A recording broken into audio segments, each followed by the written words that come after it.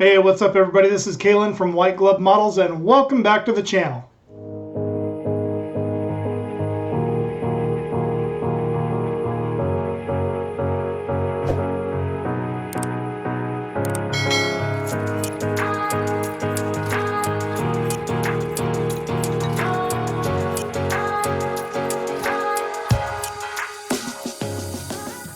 Today I'm pretty much just going to give you an update on some of the things that have been going on at the workbench and some other projects that are going to be coming in the near future. So let's get to it. So here with the 1937 Chevrolet by Lindbergh, let me get it out here and show you kind of where we're at with it. I have gotten a little bit of the paint done on the inside. Basically everything's brown, and I've done a couple of the silver pieces. But there's still quite a bit to do on this. And then I've really gone to town working on the body here. Let's see if that'll show up on camera. But yeah, there is the seam lines that I was having some trouble with, and I filled those in and I've sanded them down. Now I just need to do some more work here on the areas where the glue kind of popped up when I was squeezing it all together for it to cure. So once I get done with that, this will get a little bit more primer on it and the final paint, and pretty much will be done after that. So you guys can keep looking forward to that. A kit that I'm thinking about starting this week, and you guys will see the build on the channel. Here is the Rebel LKW 5T Mill GL 4x4 truck. This is a 1/72nd scale. It is super tiny, super tiny, but I was pretty intrigued by it and thought it would be a good intro to the armored world of military vehicles. There are a few different things. We're going to go over this more in detail when I actually start filming this, but there are a few little things in it that I'm kind of concerned about. Mainly, let's see if I can find that piece. There it is. So I don't know if you can see this here, but this is how the mold kind of showed up, and it's very difficult to see, but it's just got some weirdness right in this piece right here. There you could kind of see it, and I don't know, like. That is a visible piece when it's out, so I'm going to have to do some work on cleaning that up. It almost looks like the plastic started curing before the rest of the injection went in, and then it just the injection ended up curing kind of funny because there might have been an issue with the injection process there. But either way, I think this will be a fun build and a good introduction to the armor world. So that is that. Okay, so what we have here is the Atlantis B-24J Liberator bomber, and this is the Buffalo Bill livery, I believe. And here's the destruction booklet. But basically, when I initially started building this, it was going to be a paint mule, and it still is. I wasn't planning on putting it on the channel, so I never really recorded anything. But what I have found along the way is some of the things that I'm doing on this kit might be useful to someone. So I'm going to just kind of give you guys updates of what I do with it from here on out. It's not going to be a full build on the channel. It's just going to be just kind of some techniques that I'm trying out, or different things that I might be doing with it. And I'll show you those as I go along the way, and it'll just be really quick, brief, little tutorial videos, or just a video to show you maybe what I have done and maybe some mistakes that I've made, and trust me, I've made a lot on this kit. So this build has been very interesting, and I've been learning a lot from it, in the respect that the fit on some of the pieces was a little bit weird. Overall, I do like the plastic, and at first I really loved the fact that they had all of the raised rivets in this, but that's kind of coming back to bite me in the butt a little bit. And the other major issue I had with this kit was it's really bizarre. On the wings, on both of them, the tips were a separate piece. It wasn't all molded into this two-piece set like this right here. The tips were a separate piece, and when you went to put them on, they were a lot shallower and didn't line up with the rest of the wing. And so I experimented a little bit and started using the Vallejo plastic putty.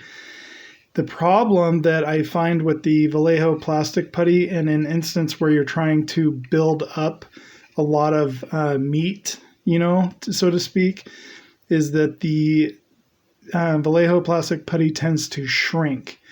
And so it kind of backfired a bit because I had to put, I think, 4 or 5 different layers on, and it's still not quite as, flush with the rest of the wing as I would like.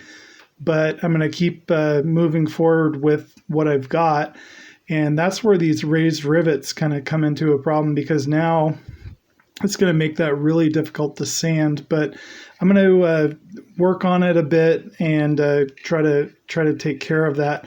I also tried the Tamiya gray, and the Tamiya gray, it doesn't seem like it shrinks as much, the Tamiya putty, but and that's the other thing, is it's a little bit harder. It dries so quick, like before you can even put it on. And I have seen that some people do add like a lacquer thinner to it to give you a little bit more time to work with it. And it makes it a little thinner as well. So this was just more of an experiment on this edge of the wing to fill in some gaps I didn't like. And there was a chunk missing out of this section that I tried to fill in. The other oddball thing with this kit that I discovered, and I talked about this in another video, was, see the wheels right there? Well, if you were to have them in the open position, there's this section right here, which would actually be part of the wheel strut. That when the wheels are open, this would be open and out along with the wheel. Like you can kind of see it on the picture there. It's this section right there. And so because that wasn't a separate piece and it was molded in, I just decided, you know what, I don't like the look of it with the wheels down. So I went ahead and put the wheels in the upright position, because I'm going to have this as a paint mule, and it'll just be easier and stuff won't get knocked off of it that way. One other kind of interesting thing too, and this is what I'm working on right now, is the fit of the fuselage, the two halves. I don't know if you can really, I sanded it down quite a bit already, but there you can see right there. It was really difficult to get everything flush. So I tried to get certain areas as flush as I could as I glued it down.